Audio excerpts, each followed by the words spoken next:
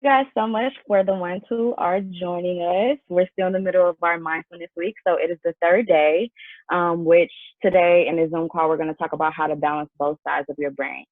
So I have just this little chess piece kind of video image because people say that in order to correctly play chess, the game is completely balanced, and so we're just gonna go on over to the next slide. So if well, before we go there, if anyone did anyone watch my intro video to mindfulness? I did. Okay, thanks, Caleb.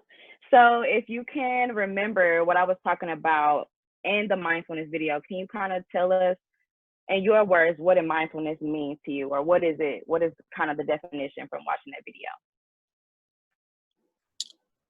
It was like you gotta like stay in the moment and stuff like that. Yeah, that's exactly it. So, and I think that's, the real dope, like shortened version, like staying in the most moment. How can we stay in the present? So, kind of like what Caleb said, we're focusing on the present. And when we're in a state of mindfulness, it allows us to understand what we're feeling as we're feeling it.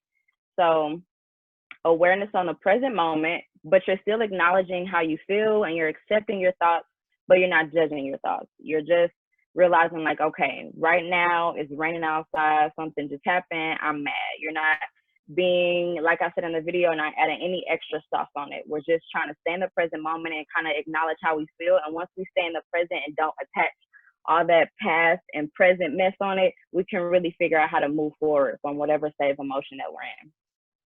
So, did anyone watch the video yesterday on radical acceptance? That was a little bit longer, but if anyone did, can you define for us what radical acceptance meant to you when you watched that video?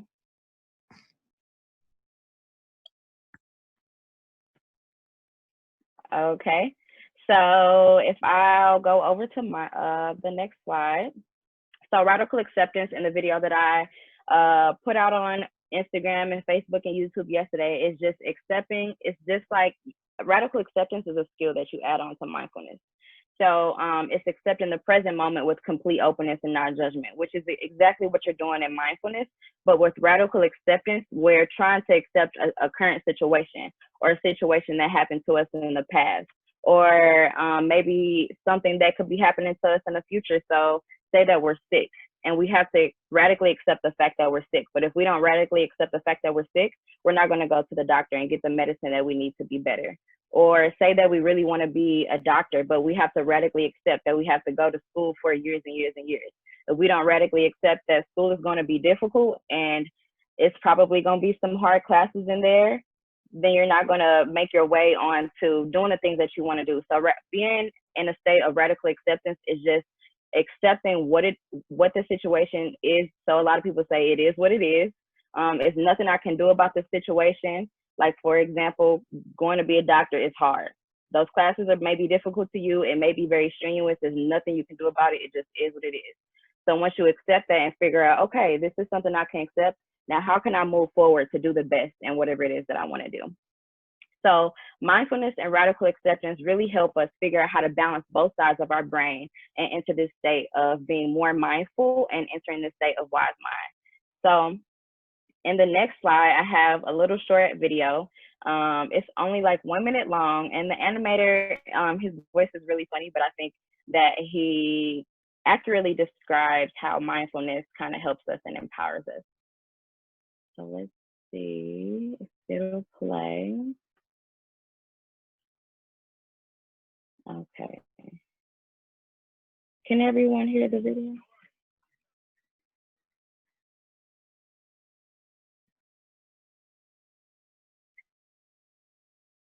Oh no, can no one hear it?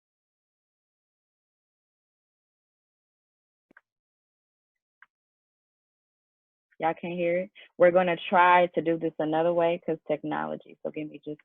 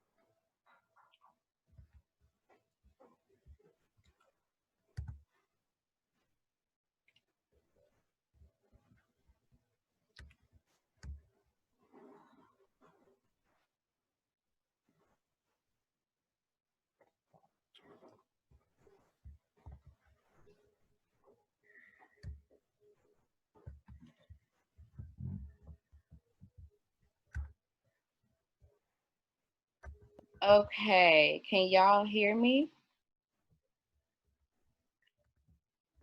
Yeah, I can hear you. Okay, and can y'all still see my screen? Yeah. Okay, so let's see.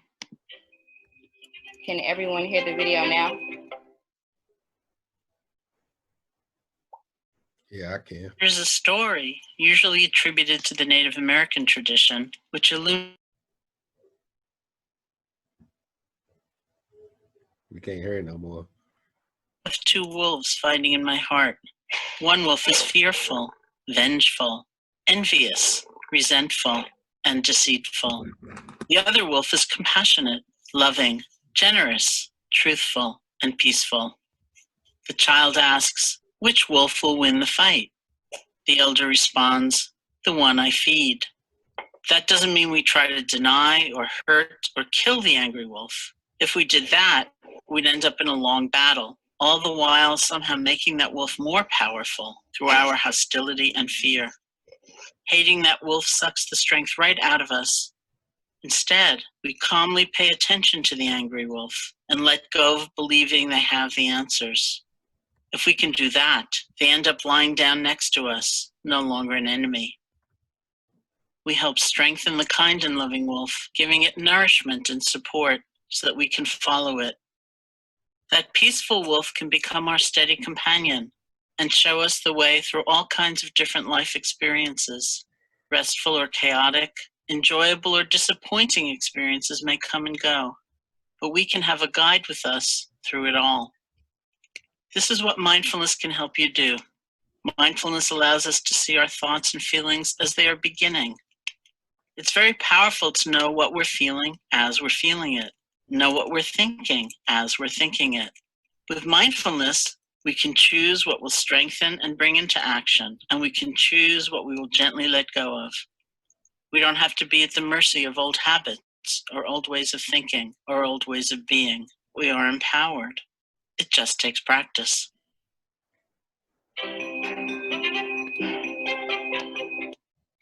Okay.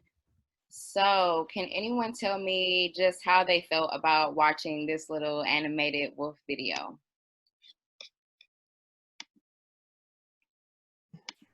What was that lady? She was talking about wolves and who knows what else, but yeah, that was interesting. It was interesting. What about it was interesting to you?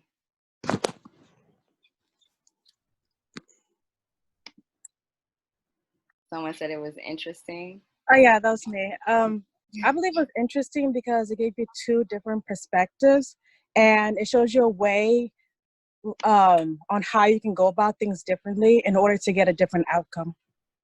Yeah, that's exactly it. So I think in the wolf video, I'm trying to share this presentation with you guys again. He really talked about these two extremes that we kind of have living inside of us. And these two extremes, they exist in our brain. And as humans, there's really nothing that we can do about it. Just when we're born, we have these two extremes, right? And so we have our emotional side of our brain, which a lot of people may have heard, and then we have our reasonable side of our brain, which a lot of people may have heard, where people try to split up and say that the right is more creative and the left is a little bit more logic. So both of these sides of your brains, they create extremes in our heart and kind of in the way that we think. So that's why in the video, the angry wolf showed up as the wolf who was thinking in a more emotional state. He was probably fearful, he was angry. And the blue, more calm wolf, he was probably thinking in a more reasonable state. He was thinking more logically. He was a little bit more calm. He wasn't as upset or holding on to the past. So like I said, when we think about emotional and reasonable mind, they're just kind of split up in two sides of our head. So emotion mind exists on our right side of the brain.